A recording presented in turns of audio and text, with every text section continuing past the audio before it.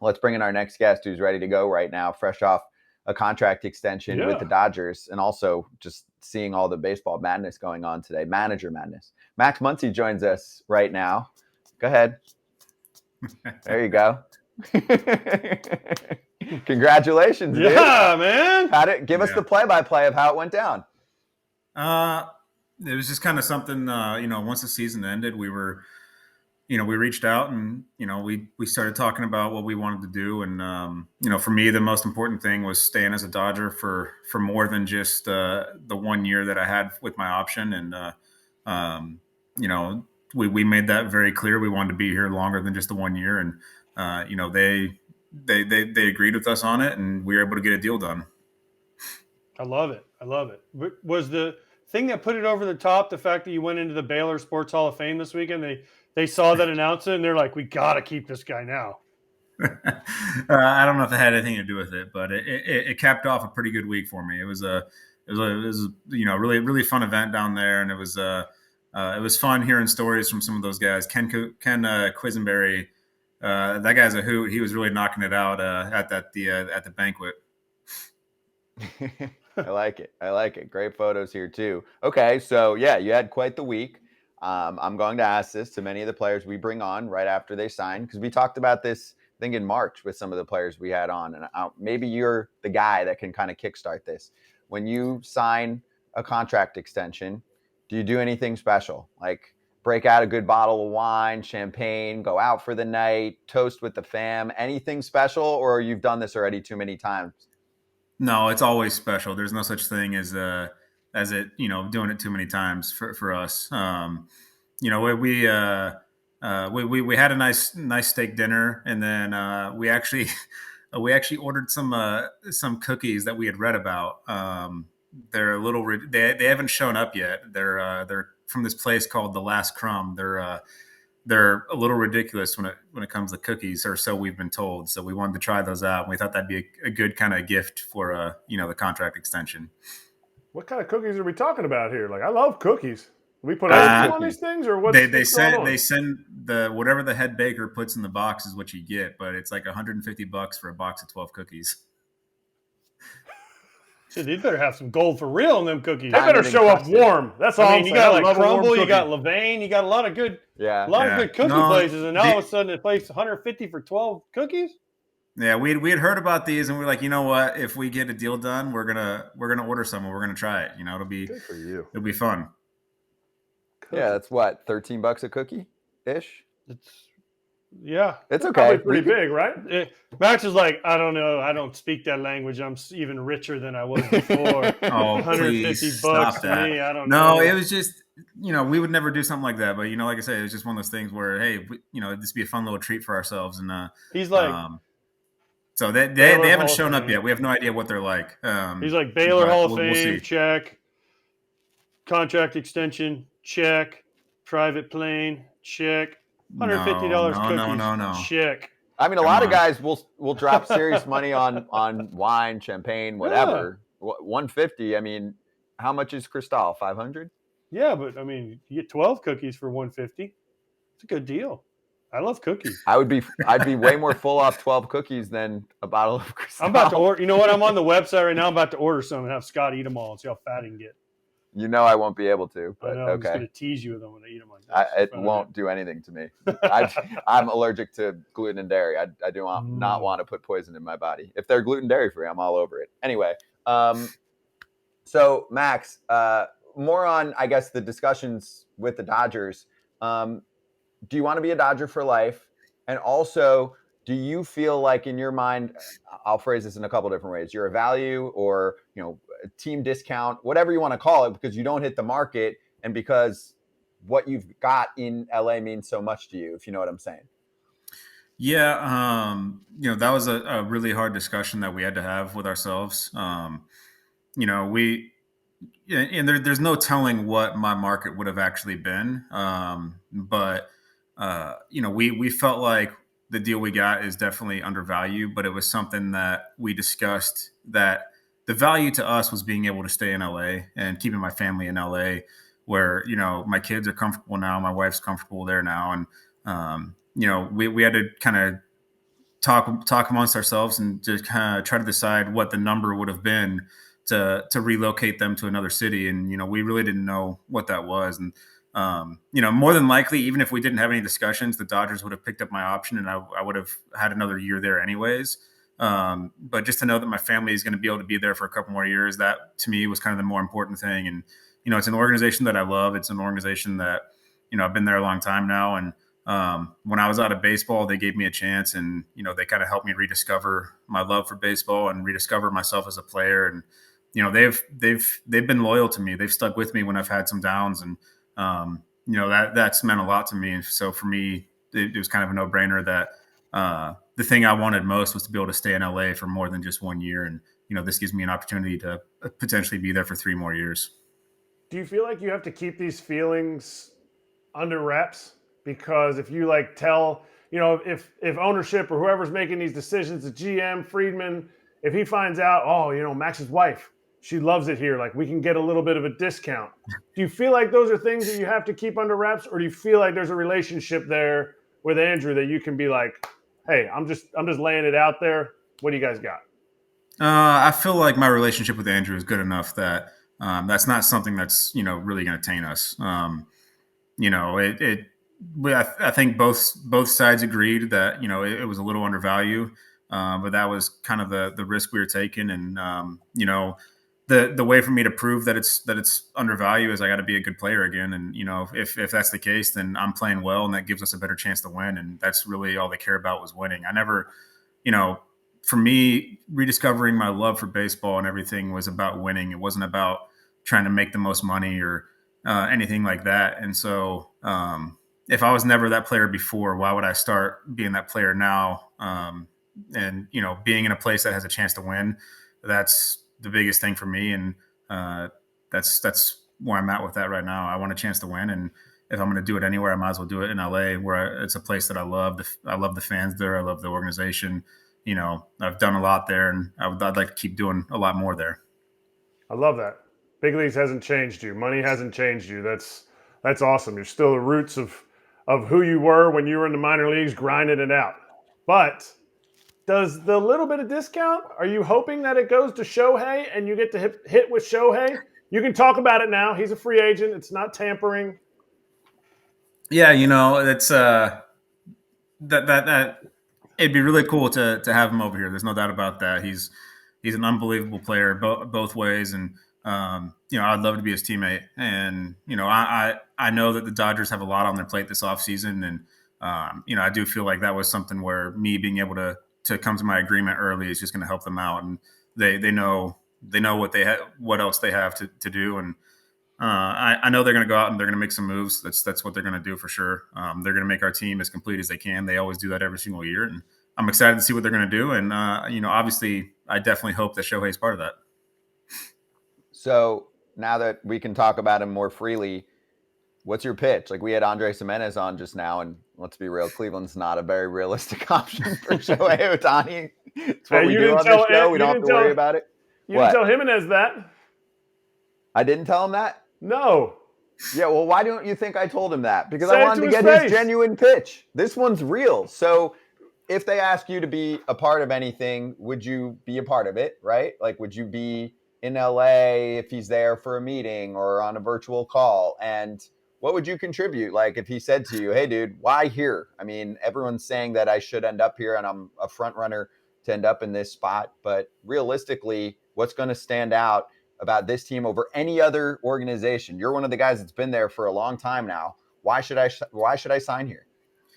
Well, the organization's first class. It's all about winning, but they don't lose themselves in creating that winning culture. They really care about the player. They care about the player's family. They care about everything associated with the player. They're not just going to stomp all over you and treat you like you're a pile of trash if you're not performing for them.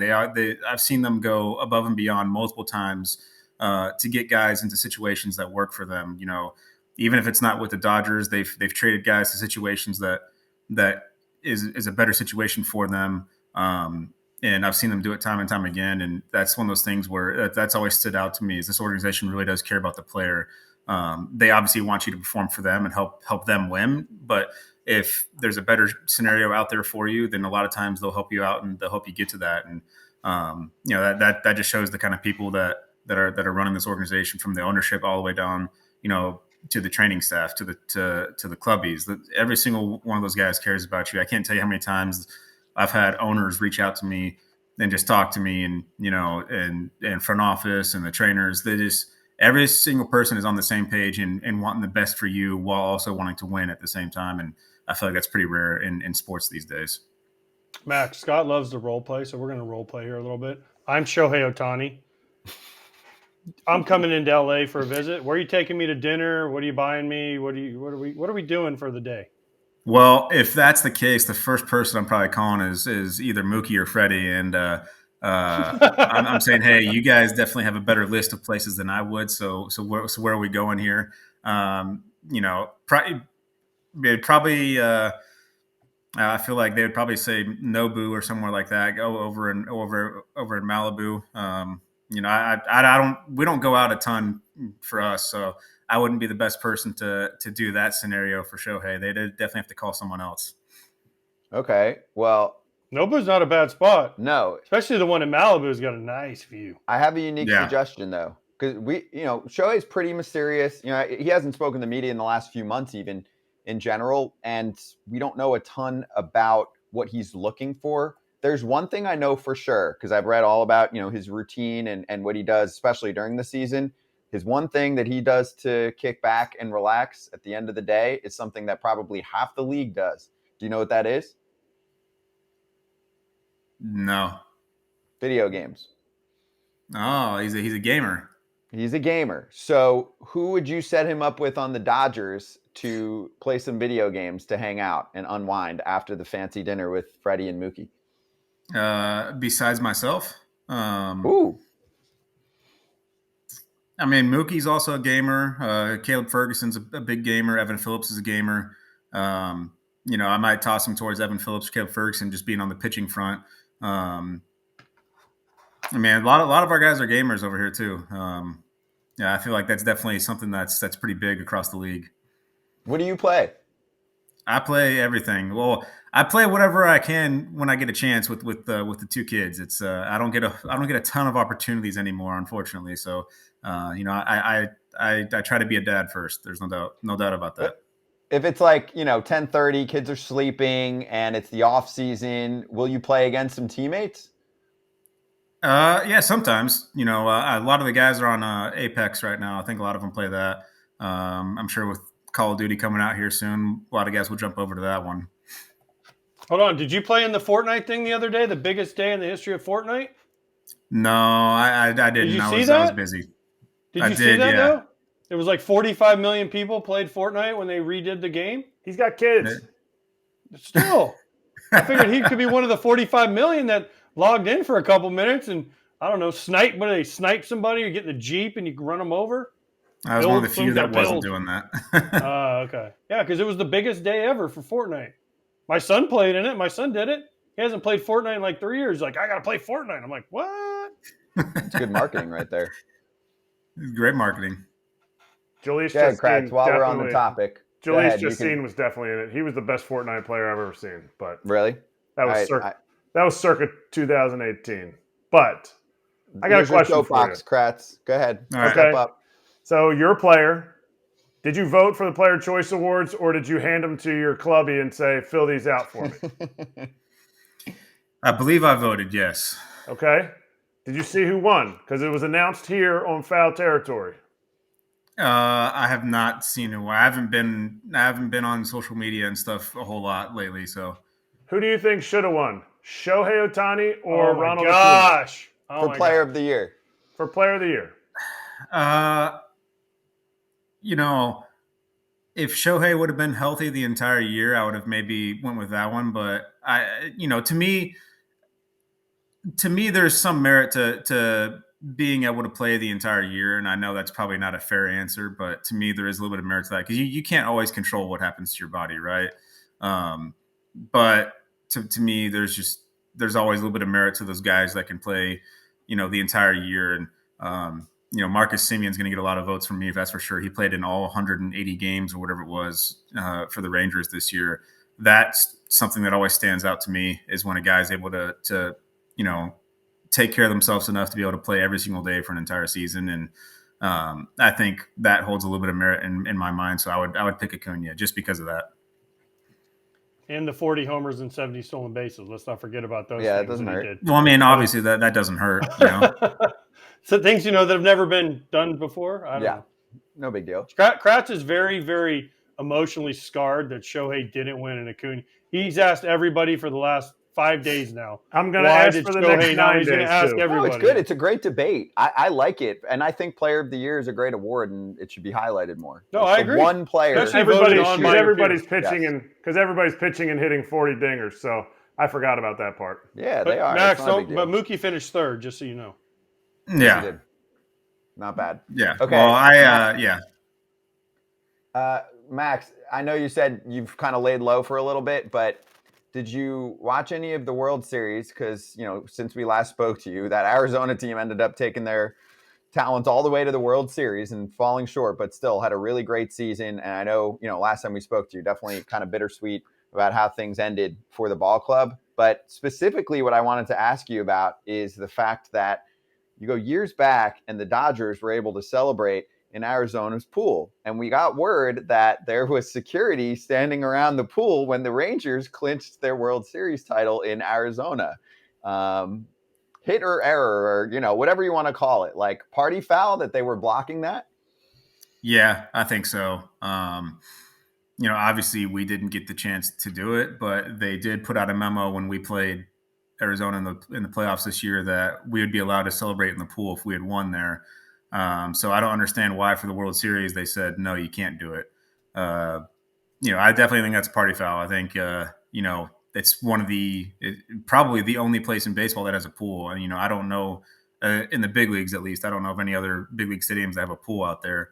You got to take advantage of that. If I was on that team, I might've found a way to just sneak in there somehow. That's what AJ said. That's what I said. You go through the bullpen, you climb the fence. You get one of your family members run around the field crazy and jump in no one's watching. Nobody will ever know. What are they going to do? Arrest you for jumping in a freaking pool? That's what I'm thinking. Or if you just have the whole team just bum rush the 8 security guards. What are they going to stop you? They're not going to arrest you. Yeah, I think they should have found a way to bulldoze their way in there. I definitely call party foul there. Okay, because also I'm thinking, if anything, your division rivals with them, they would have stopped you guys and been okay with Texas. What did Texas do? It's just whoop their ass. That's what Texas did. I know, but it's the Rangers. And in fairness, Seawald comes on this show all the time, and he's one of the more, personable, vocal Arizona Diamondbacks players. It's a great interview. And he was like, hey, any team that wins on our turf, go for it. And I know he's kind of new to the party there, but he was just like, yeah, obviously. Why is this a big deal? It's a fucking pool. Well, I think there's been a couple run-ins with us in years past. Obviously the Dodgers did it back in 13 or 14, whatever year that was.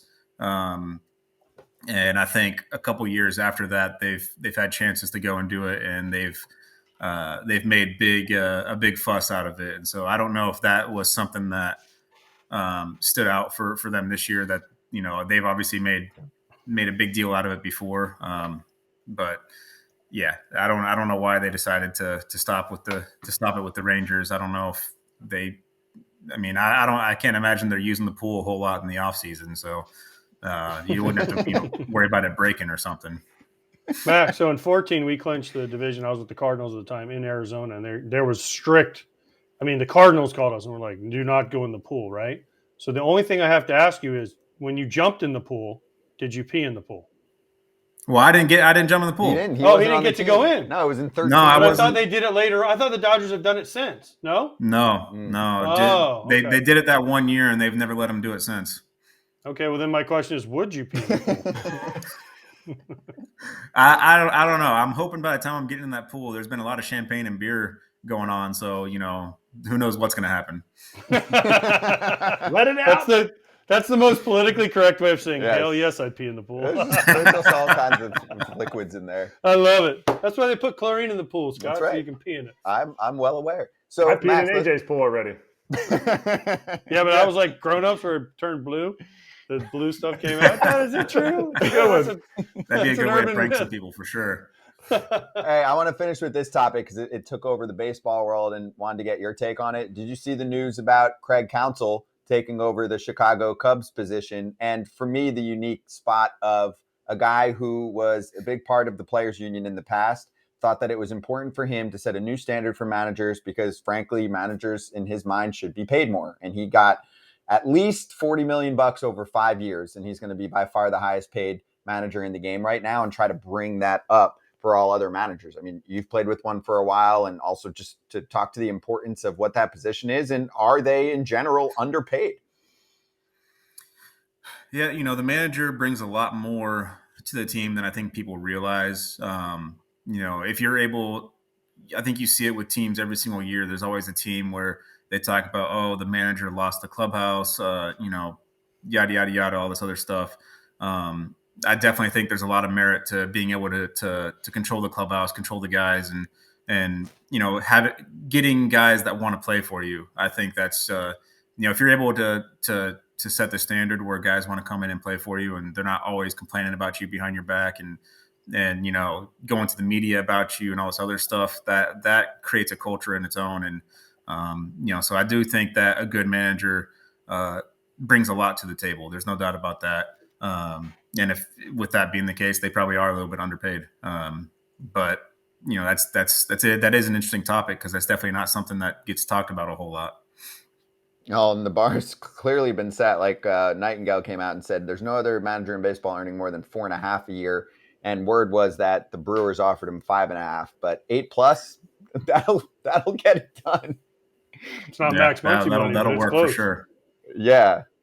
But like he said, they do a lot, They do, dude. They think, okay, and Max, I think, would attest to this. Like, coaches and managers are there so long. They get there like 10 in the morning for a 7 o'clock game. Now, I don't know like what the first base coach does for those 6 hours before the game where we got to go take BP, but they got to be there because the manager's like, well, if I don't show up at 10 a.m. every game, I'm not doing my job. And then they're there like 3 hours after the game. I mean, it's a long road. The coaching staff's definitely there a lot longer than players are. Like you said, they get there super early. If we're flying out after the game, right, all the players are kind of party playing, having some drinks, enjoying themselves. The coaches are all got their portable Wi-Fi out, and they're doing reports, and they're looking at scouting reports for the next series instead of enjoying themselves. They're always working, and they're looking at tons of information. You made the comment about the first base coach. Well, most of them are looking at pickoff moves and anything they can pick up to help guys steal bases. And on top of that, the majority of first base coaches are probably outfield coach on top of that. So they're doing their scouting reports for the outfielders and doing whatever they can to help them out. They're always working on something, and they're there a lot longer than we are. All right, real quick, how pissed would you be if Doc went to the Giants? Because Count's going to the Cubs. I mean, I know it's not that historic rivalry, but up there, Cubs and Brewers is a rivalry. How would you feel if Doc was like, hey, Max, I'm going to go take the Giants job. Beat it. Yeah, I mean, I'd feel a little betrayed. There's no doubt about that. And I think you guys know I'd let him hear a piece of my mind. Okay, but what if he goes, yeah, they gave me $12 million You'd say, do you, baby? Hey, I'd say good for you. You're still going to hear a piece of my mind, but you can also send me some of your wine while you're at it, Yeah, exactly. Fair. Max, are you banged up now? Are you banged up? Are you healthy? Because you were kind of banged up at the end of the year. Are you back to good now? Yeah, we're good. We'll be good for next year. There's no doubt about that. We're going good on off-season workouts already. Did you know something about Kershaw when we asked you last time? It sounds like he's going to come back, I think, but he announced that he had shoulder surgery. Did you send him a note? I did not know he was going to have surgery. I knew he was feeling it pretty good, but I didn't know he was going to have surgery. So hopefully everything goes good for him. And, obviously I hope he's pitching for us when he comes back, but I just want to see him on the mound again. And that to me, I don't care. I don't care who it's for as long as he's out there. Obviously, I hope it's for us, but I just want him to be able to get back out there and compete again because I know how much he loves to compete in the game of baseball and what it's meant to him. So, He's a special guy to watch, and hopefully we all get a chance to do it again. He can't, Max. You might have to forfeit some of your salary to get him back in the Dodgers uniform because What do you mean? he can't pitch in another uniform. There's like certain people that are just meant to always be in a certain uniform, right? And Kirsch is one of those dudes. He just got an annual 1-year offer if he wants it. I know, but gosh, he's got to come back. I'm sorry, like he's gonna come back. I hope you know, but I mean for the Dodgers, like he can't. You just can't. There's certain people their whole career. You just look at it and you're like, okay, Chipper Jones, you were a Brave, right? And you're like, gosh, Clayton Joey Kershaw, Votto, you're a Joey red. Votto, you're a red. You might you're go not somewhere a red. else, though. I know, but you know what I'm saying? Yeah. It's like, okay, Kershaw, you're a Dodger. Obviously, I can't speak for the team, but I would have to imagine if he wants to come back, they're going to make it happen regardless of what that means. If it means us going over a luxury cap at that point, they're still going to make it happen. I don't think that would be an issue. All right. You said you're starting to work out. This is our first Foul Territory off-season program. The kids are clamoring at home. How much you bench? I haven't maxed out on bench since high school, probably. All these workout hounds on Twitter are going to be super pissed because that's good. I don't care. I could care less what anyone on Twitter thinks. Bench? What bunch does of that keyboard have to do with warriors. It? Like, how like do guys still bench in? Yeah, baseball? they bench, but they usually do the dumbbells because they don't want to hurt their shoulder because if you get with the a bar, bar, then it hurts the shoulders. So no, people still even pitchers do like dumbbell bench. They just don't do it very heavy, but they still do it. Yeah, I mean, there's definitely a lot of dumbbell bench. It's just you can't really max out with dumbbell bench. Yeah. Well, you can get to like those 120s and you go, oh, like those dudes. You'd be in the gym and you see the guy, help! No, my favorite. I think my goal in life is to never become one of those guys that you see a video on social media of them dropping the barbell or something. Yeah, and then throws. What's the ones where they raise it above their head? Yeah. I've been in. Oh my god. Power clean or the clean and snatch, whatever it's called. And they fucking fall. I've seen it. Oh yeah, it's awful. Oh yeah. Well, Max, great to catch up with you, dude. Obviously, we'll get you later on this offseason. But again, congratulations on the contract extension. And let us know how the cookies are, because I kid you not. Dude, I just ordered some. I swear I just did. AJ placed an order. We're going to have to discuss these next time. We'll have a cookie off. Yeah, absolutely, dude. I'm telling you, they look incredible. We'll see. I hope they're not a bust. Me too, because I just wasted $150. I'm going to ask for not reimbursement. Not wasted. It might be great. Max, good to talk to you, dude. We'll catch you soon. All right, sounds good, guys.